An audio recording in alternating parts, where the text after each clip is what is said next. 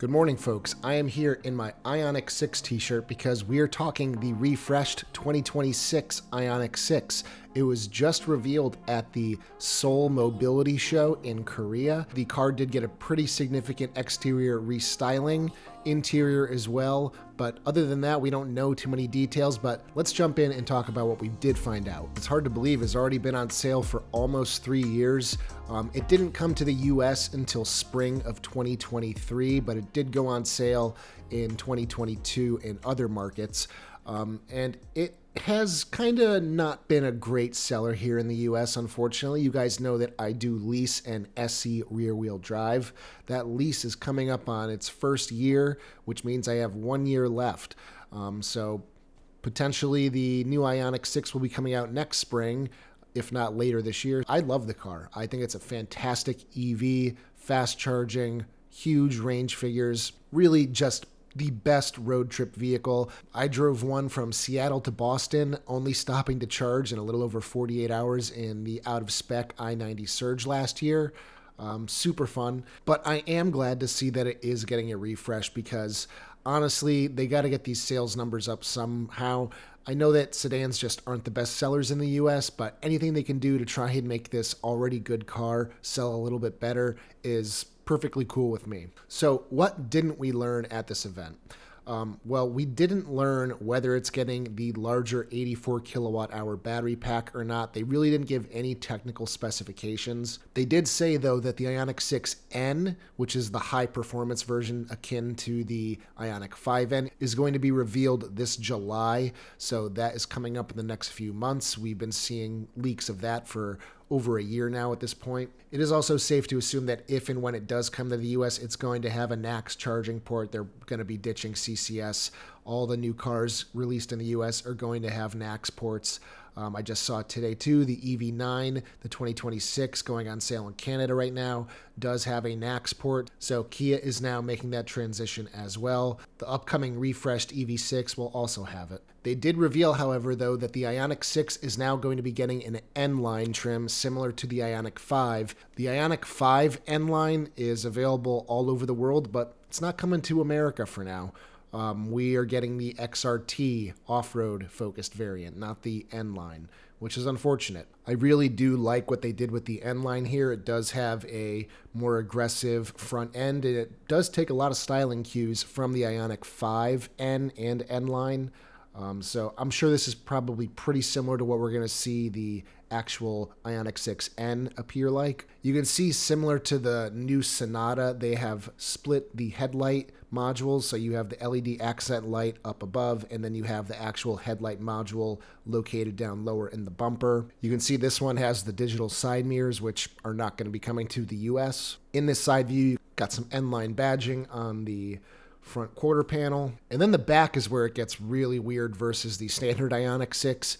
You get a basically all blacked out rear bumper and gloss black. Hate gloss black on the interior. I think gloss black looks good on the exterior. And then you can see here the all new kind of spoiler situation that doesn't really have the two-tiered spoiler like the existing Ioniq 6, which kind of gave it that Porsche 911 look. Now you just have one duckbill spoiler coming off the back. I really hope this doesn't really affect the drag coefficient and lead to less range versus the existing Ioniq 6. You're also going to see, unlike the current Ioniq 6 that has the 2 rows of pixels that go across the entire rear trunk lid, these here are kind of split. And then on the trunk lid looks like 4 pixels on either side of the Ioniq 6 written out in its lettering. I think it looks a little less jarring than the existing Ioniq 6 for most people. And if at the end of the day that means more people are buying it, that's great. Now, before we look at the standard Ioniq 6, apparently Hyundai did address tariffs at this event. And they did specifically say that for cars going to the US, they are not planning on raising their prices. That could change. That's what they're saying now. Because right now, the Ioniq 6 is not built in the US. It is imported from Korea and will be subject to a basically 25% tariff, which means this car starting at around $40,000 basically just goes up to $50,000 for the cheapest version. Hyundai has this new massive plant in Georgia. I'm sure they're looking at building the Ioniq 6 on American soil. At least I hope they are. If they're going to be experiencing 25% losses, they might just decide to not even sell it in the US anymore since it is such a low volume car. So let's look at the exterior styling of the normal standard Ioniq 6. So you can see here it's got the same split headlight design. The front radiator opening doesn't seem as large as on the N line. You know, at first I couldn't tell, but they're taking a lot of styling cues from that concept car, the Envision 74, that hydrogen-powered car. And I'm into it. I dig this kind of boxed off, kind of front end blunt nose thing going on here. I do like the front end of the existing Ioniq 6, but I think this does take it up to another level. It definitely brings it more in family with the rest of their lineup too. But let me know what you guys think down in the comment section. I know there's a lot of Ioniq 6 owners here. Now looking at it from the side, not really anything changing on the side. New wheels, obviously.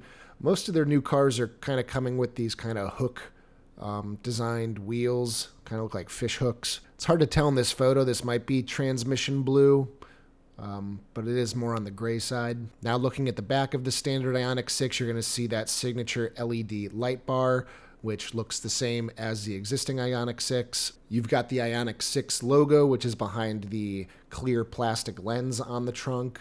And then you can obviously see that the duckbill spoiler is in place here. No more two-tiered spoiler. And because of that, they did have to relocate the third stoplight because that was integrated into that second upper spoiler. So now it is located behind the rear windshield. You can kind of see a little section in the glass there where that is. TFL had a pretty good shot of that, so I'll put that in right here. One of the Ioniq 6's most signature kind of rear styling features is those little vertical reflectors on each side of the car.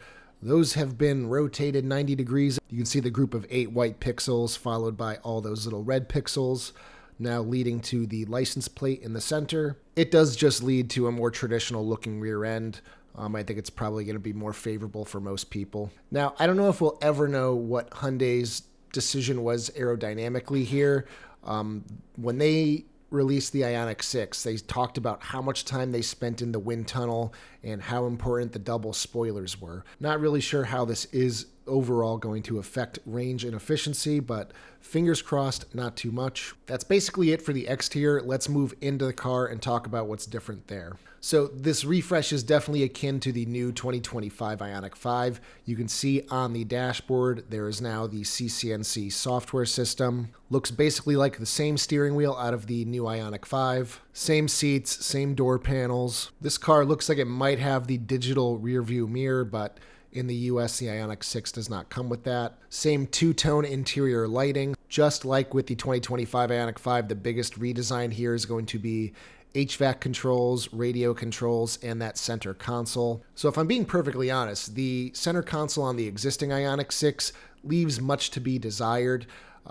Especially in the base SE trim, no wireless charging pad. You get dual cup holders, the window switches, and then this kind of useless little square bin in the back that I just don't really know what to put in. All of that was more or less centered down the center console. Now they've kind of shifted some of that to the right side of the console and moved the window switches to the left side. You now have physical buttons for seat heaters, seat ventilation, heated steering wheel, parking sensors, parking cameras.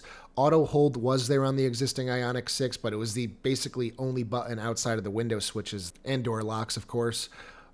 But now you can see the wireless charging pad is not so far tucked up under the HVAC controls. The cup holders are pushed back a little bit further, and then there's a couple slots where it looks like you could stick some stuff. You can also see a couple USB-C ports up under the HVAC controls. Now again, they've only released 2 photos of the interior, so we don't get the full story, but again, TFL's video did kind of show the full dashboard. So you do have the revised climate controls from the new Ioniq 5 with all the buttons kind of located on the dashboard now. You don't have to have a climate page in the infotainment system, so everything is right there at your fingertips. And then you do have some more buttons for home setup, controlling the navigation system, and all that kind of good stuff. So all around, I think this is a pretty effective refresh of the Ioniq 6. Again, if it can help sell this car, I'm all for it. I really want to see more people driving the Ioniq 6.